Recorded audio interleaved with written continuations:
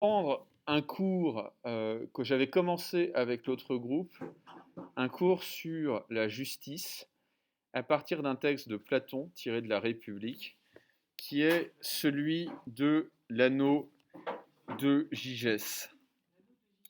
L'anneau de Gigès, oui, tout à fait. Alors, euh,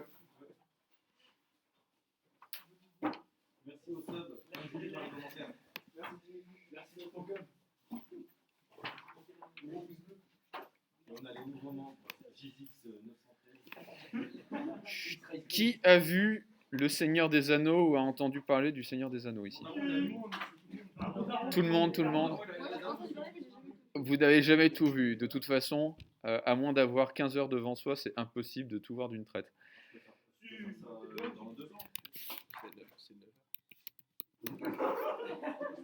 Ça me fait moyennement rire, ça, en revanche. Excusez-moi, il faut que je retrouve les textes.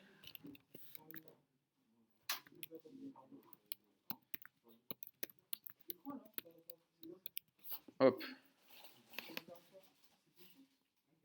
Alors, si on regarde un petit peu de près le Seigneur des Anneaux, si on regarde en particulier ceux qui ont été les porteurs du Seigneur des Anneaux, les porteurs de l'anneau, les ring bearers comme on dit en langue originale. Alors, vous avez Sméagol, plutôt le premier, je ne sais plus comment il s'appelle, c'est un humain. Non, non, non, non, non, non. C'est Isildur, je crois, qui est corrompu par le pouvoir de l'anneau, alors que c'est un héros, alors que c'est un homme bon. Okay, c'est l'ancêtre d'Aragorn. Vous avez ensuite Sméagol, effectivement, qui est un hobbit qui est manifestement une petite pourriture, puisqu'il assassine son meilleur ami pour obtenir l'anneau, et il est corrompu par le pouvoir de l'anneau. Et vous avez Bilbo, qui est Bilbo Saké, exactement. Bilbo Baggins, qui est un homme bon, enfin un hobbit bon, et qui va être, à son tour, corrompu par le pouvoir de l'anneau. Et Frodon, qui est son neveu, il me semble, qui va porter l'anneau et qui, à la fin, va être corrompu par le pouvoir de l'anneau. Je ne spoil pas, vous inquiétez pas, j'ai pas dit en gros comment il allait être corrompu par le pouvoir de l'anneau. Mais il y a, comme qui dirait, une constante. C'est-à-dire que cet anneau de pouvoir qui confère, on pourrait dire, des super pouvoirs à ceux qui le portent, finit par corrompre ceux qui le portent. Ouais. Oui, et c'est pour ça qu'il est devenu tel qu'il est, Gollum. Bah, vous le mettez. Non, non, non, c'est bien le problème. C'est bien le problème. Alors, Willem, demandez à vos parents de vous offrir Le Seigneur des Anneaux en Blu-ray. Oui. Alors, on va lire un texte. On va lire un texte qui est peut-être une des inspirations, en tout cas, c'est une possibilité à envisager, un des mythes qui va inspirer Tolkien dans la rédaction du Seigneur des Anneaux, dans la rédaction du Hobbit et du Seigneur des Anneaux.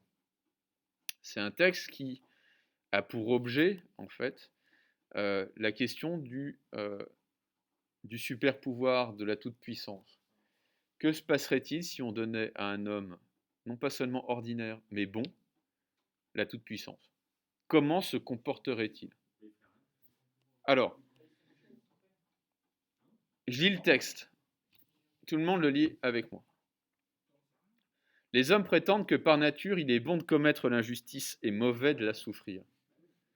Mais qu'il y a plus de mal à la souffrir que de bien à la commettre. Autrement dit, ce que dit le personnage de Glaucon dans La République, dans le livre 2 de La République, c'est que naturellement, il est bon de commettre l'injustice, naturellement, il est mauvais de subir l'injustice, mais il est préférable de ne pas subir l'injustice plutôt que de la commettre. Autrement dit, c'est pire de subir une injustice sans pouvoir se venger qu'il est bon de pouvoir commettre une injustice sans être pris. Okay. Vaut mieux ne pas se retrouver dans une situation où on ne peut pas se venger plutôt que de se retrouver dans une situation où on ne peut pas être puni.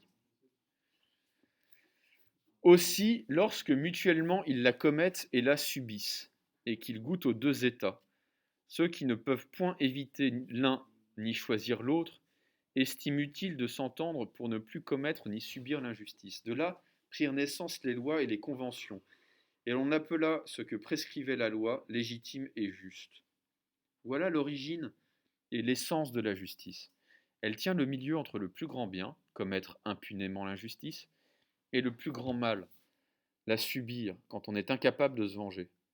Entre ces deux extrêmes, la justice est aimée non comme un bien en soi, mais parce que l'impuissance de commettre l'injustice lui donne du prix. En effet, celui qui peut pratiquer cette dernière ne s'entendra jamais avec personne pour s'abstenir de la commettre ou de la subir, car il serait fou.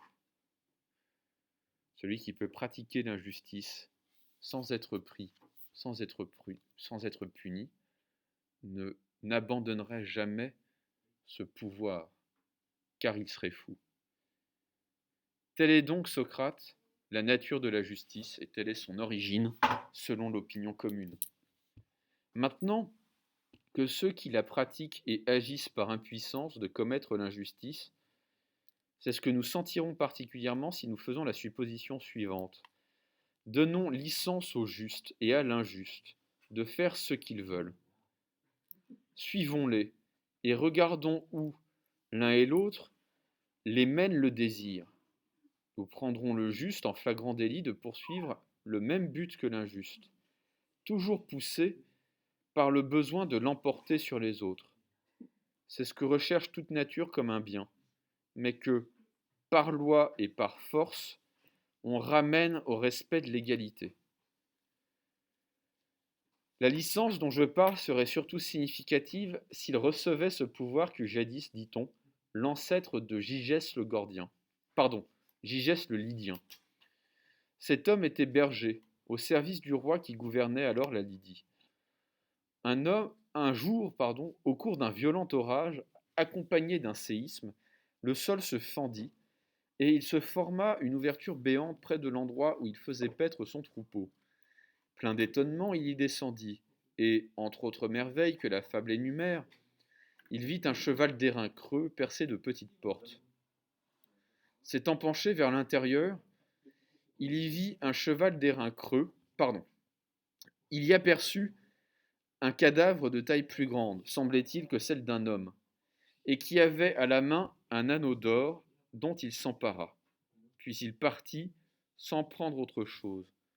Or, à l'assemblée habituelle des bergers qui se tenait chaque mois pour informer le roi de l'état de ses troupeaux, il se rendit pourtant, il y a beaucoup de bruit en fait, c'est pour ça que je fais de plus en plus de fautes, donc vous quatre, je vous sépare.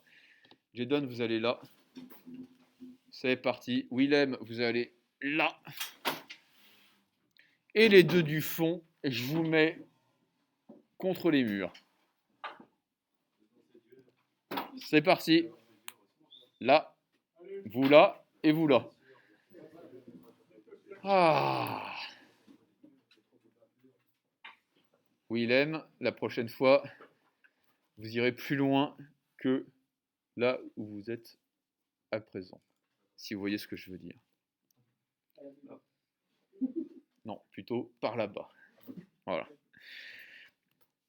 Or, à l'assemblée habituelle des bergers qui se tenait chaque mois pour informer le roi de l'état de ses troupeaux, il se rendit portant au doigt 7 anneaux. Ayant pris place au milieu des autres, il tourna par hasard le chaton de la bague vers l'intérieur de sa main. Aussitôt, il devint invisible à ses voisins qui parlèrent de lui comme s'il était parti. Étonné, il mania de nouveau la bague en tâtonnant, tourna le chaton en dehors, le chaton c'est l'extérieur de la bague, et ce faisant redevint invisible. S'étant rendu compte de cela, il répéta l'expérience pour voir si l'anneau avait bien ce pouvoir. Le même prodige se reproduisit. En tournant le chaton en dedans, il devenait invisible, en dehors visible. Dès qu'il fut sûr de son fait, il fit en sorte d'être au nombre des messagers qui se rendaient auprès du roi. Arrivé au palais, il séduisit la reine, complota avec elle la mort du roi, le tua et obtint ainsi le pouvoir. Si donc il existait deux anneaux de cette sorte, et que le juste reçut l'un, l'injuste l'autre, aucun, pense-t-on, ne serait de nature assez vertueuse pour persévérer dans la justice, et pour avoir le courage de ne pas toucher au bien d'autrui, alors qu'il pourrait prendre sans crainte ce qu'il voudrait sur l'agora, s'introduire dans les maisons pour s'unir à qui lui plairait, tuer les uns, briser les fers des autres et faire tout à son gré, devenu l'égal d'un dieu parmi les hommes. En agissant ainsi, rien ne le distinguerait du méchant. Ils tendraient tous les deux, ils tendraient tous les deux vers le même but. Et l'on citerait cela comme une grande preuve que personne n'est juste volontairement, mais par contrainte, la justice n'étant pas un bien individuel, puisque celui qui se croit capable de commettre l'injustice la commet. Tout homme, en effet, pense que l'injustice est individuellement plus profitable que la justice. Est-ce que vous comprenez ce texte? Okay. Que dit Platon dans ce texte? Il dit la chose suivante. Enfin, quand je dis plage de Glaucon, puisque Platon écrit des dialogues. Donnons un anneau qui permet de se rendre invisible au meilleur des hommes et au pire des hommes. Et attendons. Au bout de 15 jours, ils se comporteront de la même manière. Ils se comporteront de la même manière. Pourquoi? Parce que même le meilleur des hommes n'a pas de vertu suffisante, n'a pas la force intérieure suffisante pour s'abstenir d'être injuste s'il a la garantie qu'il ne sera jamais puni. Okay. Plaçons les gens au-dessus des lois, plaçons certaines personnes au-dessus des lois, plaçons un certain type de classe sociale, par exemple, ou de famille au-dessus des lois, ils deviendront monstrueux, naturellement monstrueux, parce qu'ils seront persuadés qu'ils ne seront jamais punis. Autrement dit, ce qui crée l'injustice, c'est le sentiment d'impunité. Okay. Ce qui provoque le désordre, c'est tout simplement le sentiment d'impunité. Je pense que Glaucon dit quelque chose d'assez vrai, de profondément vrai. Quand on est certain que la loi ne sera pas appliquée, ce n'est plus une loi. Une loi qui n'est plus appliquée n'est plus une loi, si vous voulez. C'est, comme on dit dans Pirates des Caraïbes, c'est plus un guide, mais ça n'a plus aucune efficacité. Est-ce que vous lisez peut-être pas forcément Le Seigneur des Anneaux, mais est-ce que vous avez lu ce comics qui est, je crois, Injustice? C'est un comics d'ici qui met en scène Superman, Batman, etc., etc. Tous les super-héros de DC Comics. Et l'hypothèse en fait d'Injustice, c'est que se passerait-il si Superman était un personnage réaliste, c'est-à-dire un type qui se comporterait comme un vrai salaud, qui en aurait le pouvoir tout simplement. Est-ce que vous seriez rassuré par l'existence, si Superman existait vraiment, est-ce que vous seriez rassuré par son existence? Voilà. C'est un petit peu le problème, si vous voulez. Même si c'est un bon, le jour où il décide d'utiliser son pouvoir de manière injuste, il le fera parce qu'il le pourra, tout simplement. Okay. C'est exactement ce que dit Glaucon ici. Alors, qu'est-ce que la justice pour Glaucon?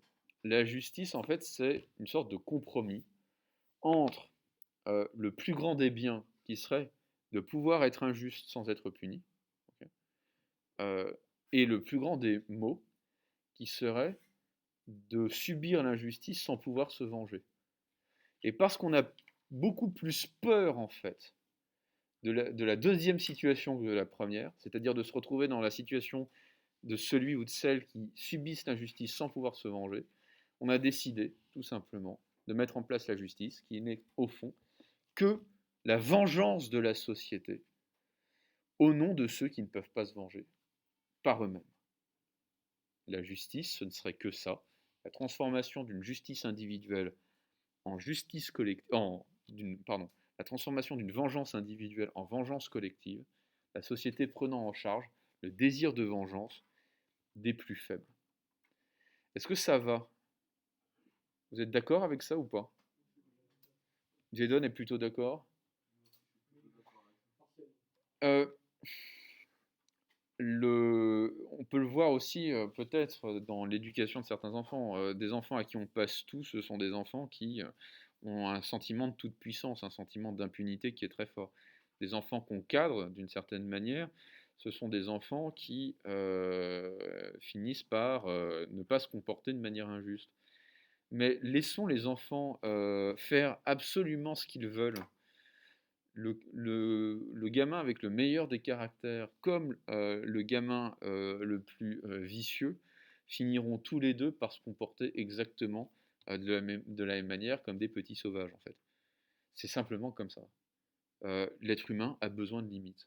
L'être humain a besoin de bornes. Est-ce que ça vous rappelle un auteur qu'on a déjà lu, qui n'est pas Platon? Un auteur qui nous explique que si on laisse l'être humain libre de faire ce qu'il veut, c'est l'état de guerre de chacun contre chacun. Non. Hobbes. Hobbes.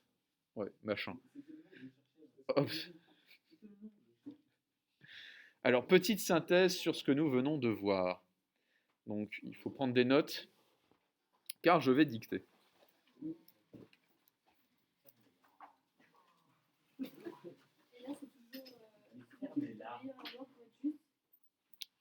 Oui, tout à fait. Non, pardon, c'est le grand 2. Peut-il y avoir une justice sans loi? Peut-il y avoir une justice sans loi?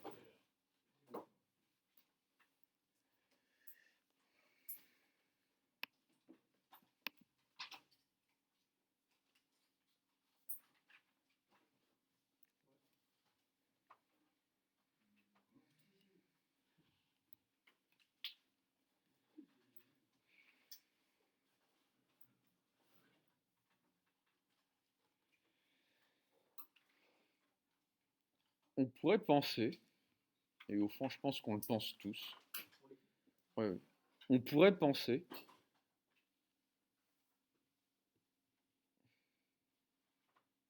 que la justice,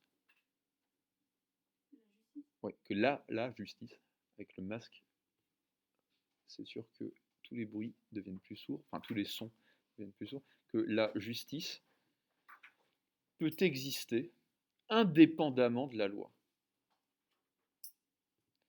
On pourrait penser que la justice peut exister indépendamment de la loi.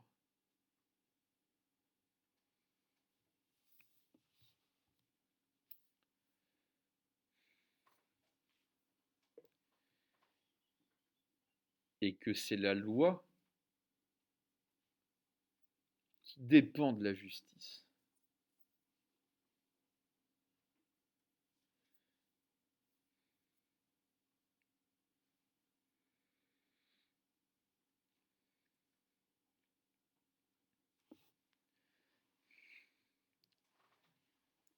Comme valeur,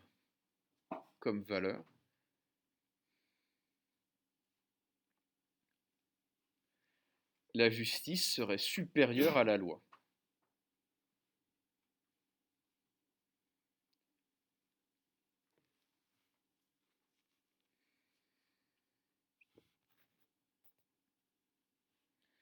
Alors, c'est l'idée que va combattre Glaucon, Glaucon Glaucon,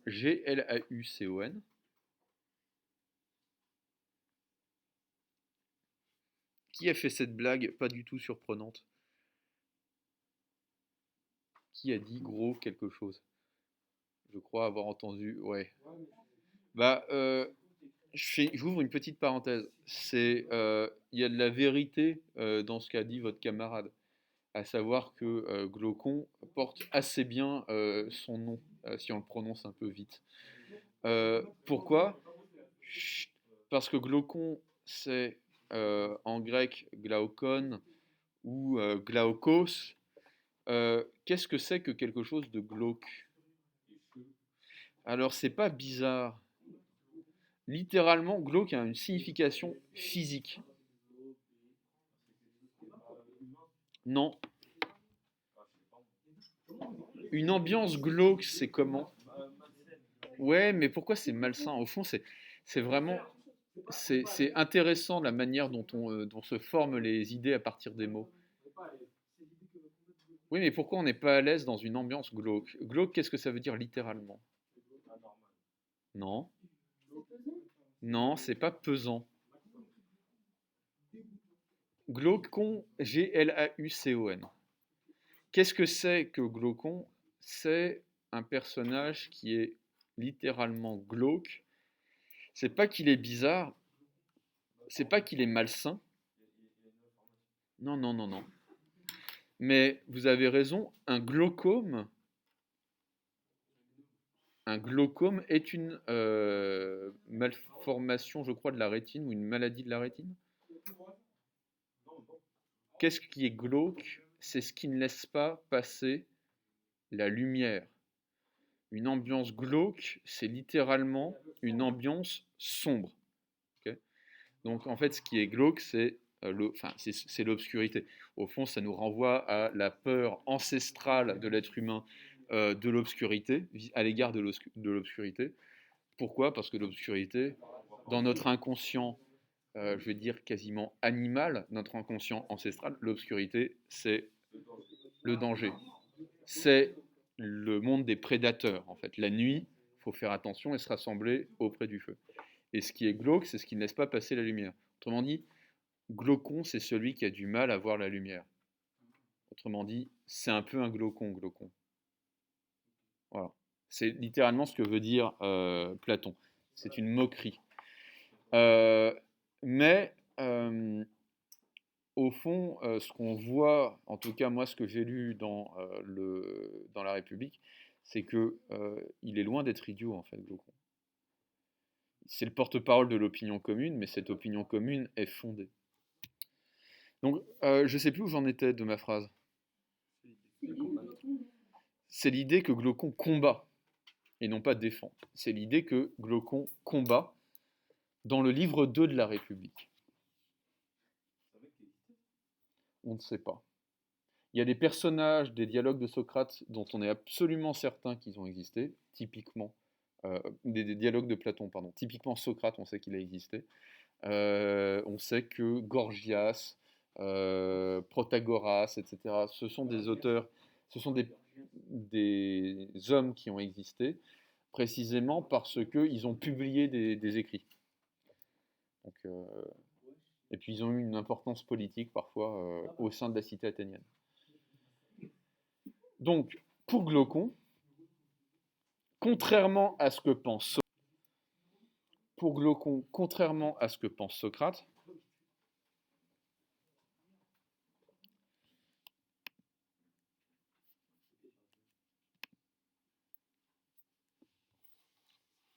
l'être humain n'est pas injuste involontairement. L'être humain n'est pas injuste involontairement.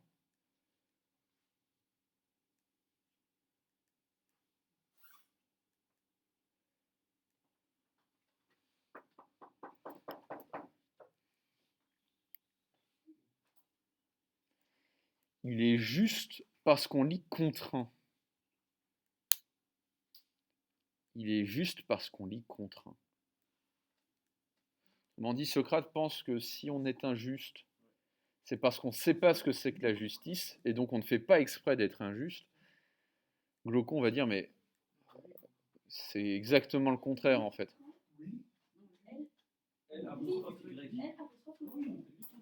Oui, oui, oui. C'est ça. Euh, Écoutez-moi. Socrate dit l'être humain est injuste parce qu'il ignore ce qu'est la justice. S'il savait ce qu'était la justice, il serait juste. Ok. Et Glaucon va dire non, non, pas du tout. L'être humain, certes, ne sait pas ce qu'est la justice, mais euh, il sait très bien ce qu'est l'injustice et il veut commettre l'injustice. Il veut commettre l'injustice. Autrement dit, quand on est injuste, on le veut. Quand on est juste, on y est forcé. On y est forcé. Ah si, c'est ce que dit Glaucon. Mais alors vous, c'est parce que vous êtes une sainte. Mais, je pense que si on vous laissait absolument libre de faire ce que vous voulez, et surtout le pouvoir de ne pas être puni en étant injuste, vous utiliseriez ce pouvoir.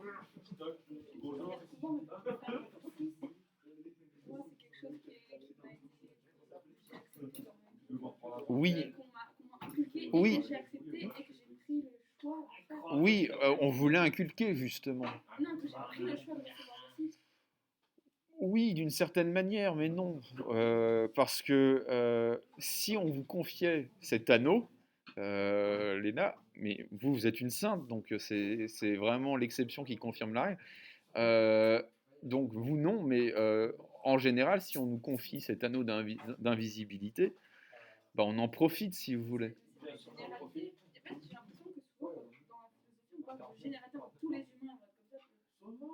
Bah, il y a des saints, mais ils sont rares.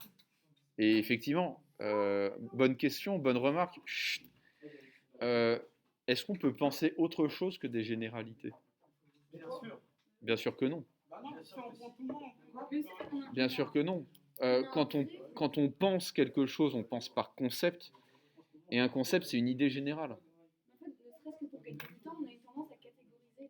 Mais c'est ça la pensée.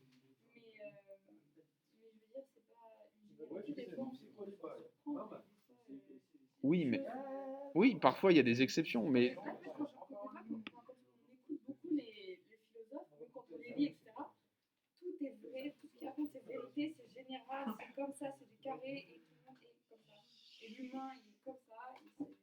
alors c'est un peu une généralité ce que vous venez de faire. Mais c'est pas tout à fait faux, au sens où on ne pense que par généralité, si vous voulez. Euh, Si on s'attarde à chaque cas individuel, on ne pense rien.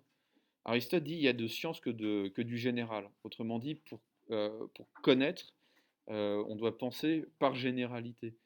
C'est tout à fait vrai, c'est-à-dire que si on considère, je ne sais pas moi, prenons l'histoire de l'art par exemple, si on considère qu'il n'y a absolument rien à voir entre, je ne sais pas moi, je ne sais pas, entre différents écrivains d'un même courant, ils ont tous une individualité propre, ce qui est vrai, hein. Alors il y a plus de mouvement littéraire, il n'y a plus de courant littéraire. Okay. Euh, le, ce, que dit, ce que dit Glaucon me semble quand même relativement vrai. Des sociétés où il n'y a pas de punition, des mondes dans lesquels il y a un grand sentiment d'impunité, sont des mondes où voilà, les pires pulsions, les pires injustices auront tendance à être commises. Est-ce que c'est une généralité que de dire que le pouvoir absolu corrompt? Dans 9 cas sur 10, c'est le cas.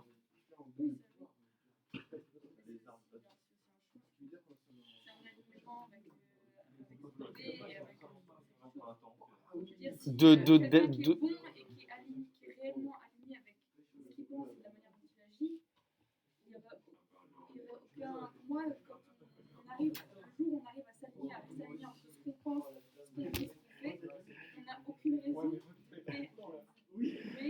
Ouais, je vois parfaitement.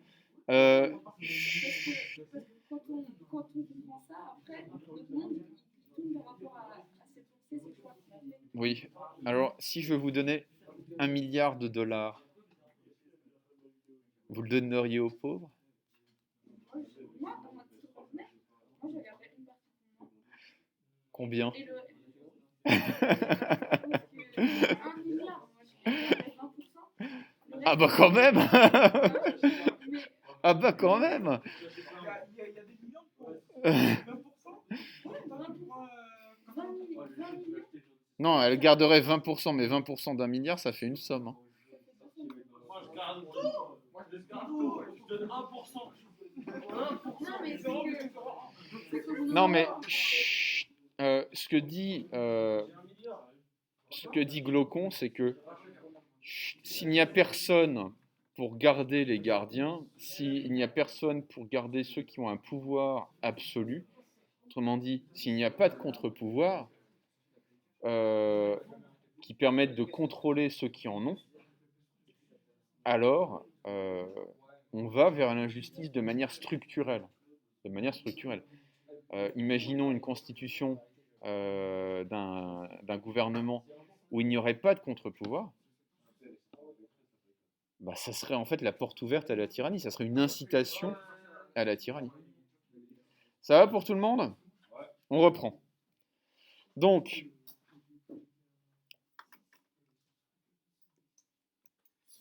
pour Glaucon, si on était laissé libre, si on était laissé libre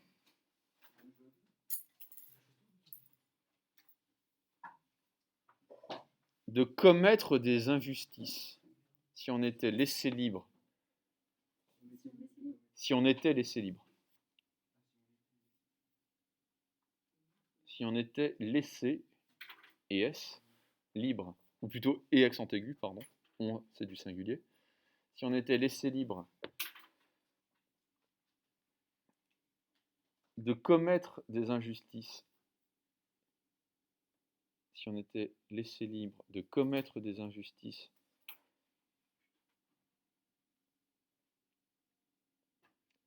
tout en ayant la garantie de ne pas être puni,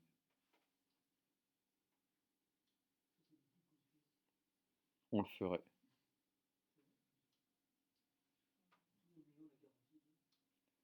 De ne pas être puni, la garantie de ne pas être puni, eh bien, on le ferait.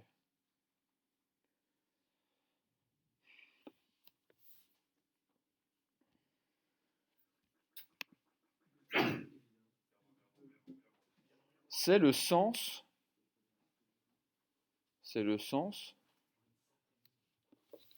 du mythe de l'anneau de Gygès.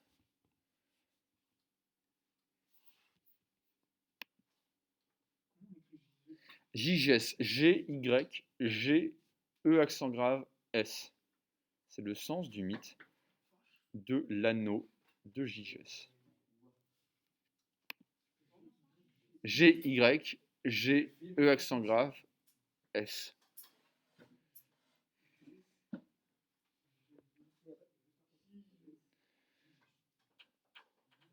Un anneau d'invisibilité, un anneau d'invisibilité,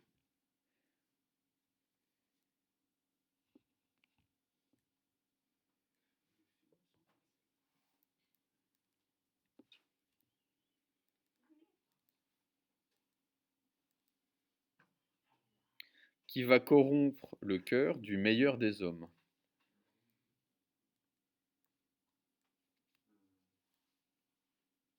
Un anneau d'invisibilité qui va corrompre le cœur du meilleur des hommes. Oui, Willem? Bah, ça y ressemble quand même beaucoup.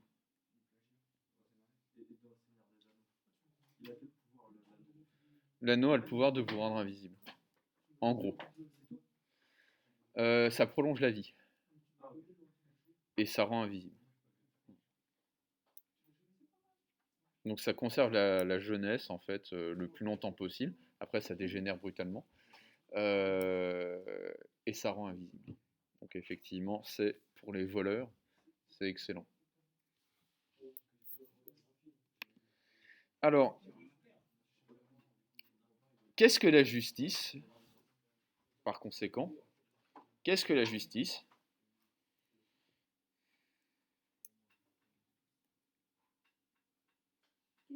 Qu'est-ce que la justice?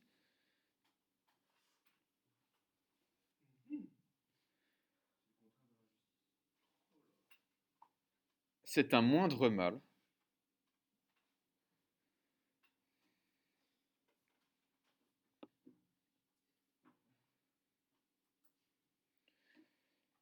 un compromis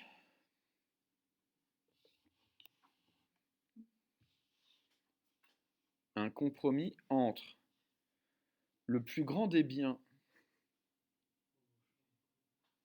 un compromis entre le plus grand des biens qui serait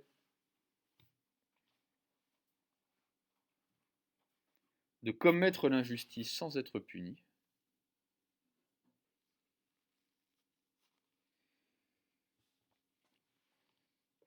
et oui, et de T. Le plus grand des maux, MAUX, et le plus grand des maux, ouais, c'est un compromis entre le plus grand des biens et le plus grand des maux, qui serait de subir l'injustice sans pouvoir se venger.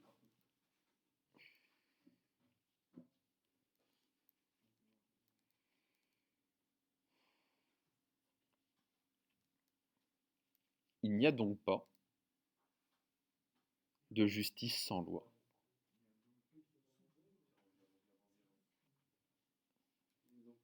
De justice sans loi.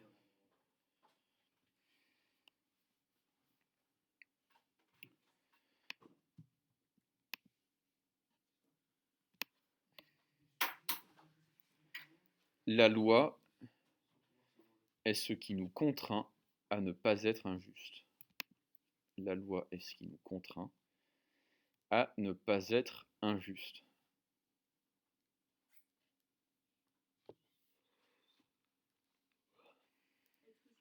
À ne pas être injuste. Ou être, oui. En fait, à ne pas être injuste, c'est mieux. Parce qu'au fond, on n'est pas juste. On n'est simplement pas injuste.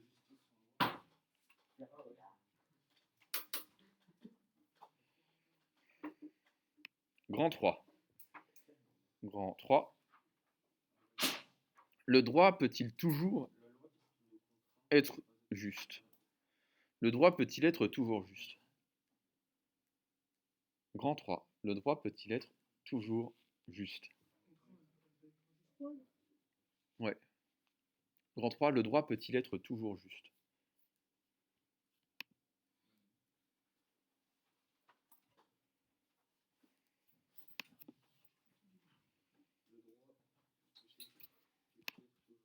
Voilà.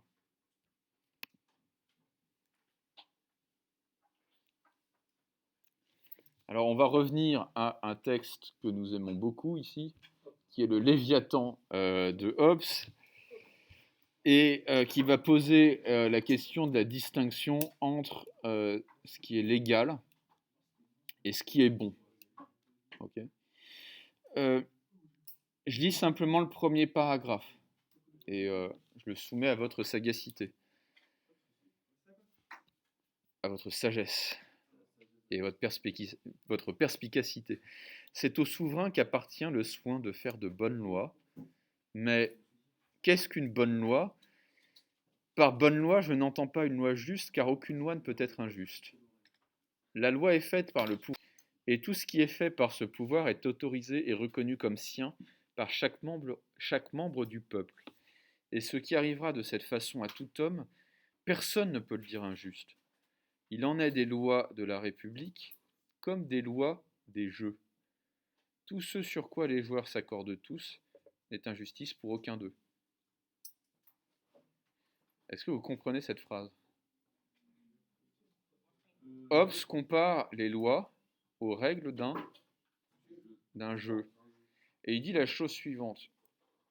Vous voulez vraiment jouer au poker, par exemple, il va falloir se soumettre aux règles. Et si vous décidez de suivre d'autres règles, bah, vous ne jouez plus au poker.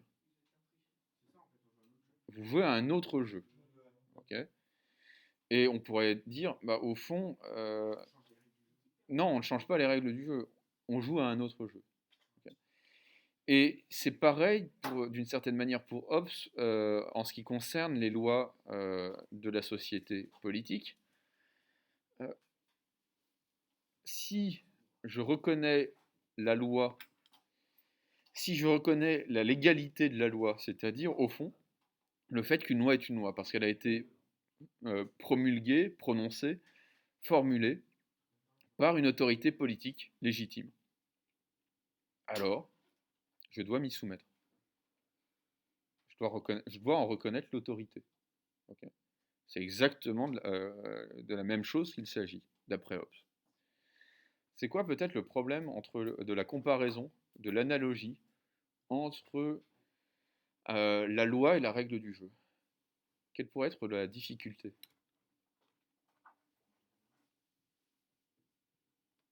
Il y a quand même une différence entre une loi et une règle du jeu. Oui, oui.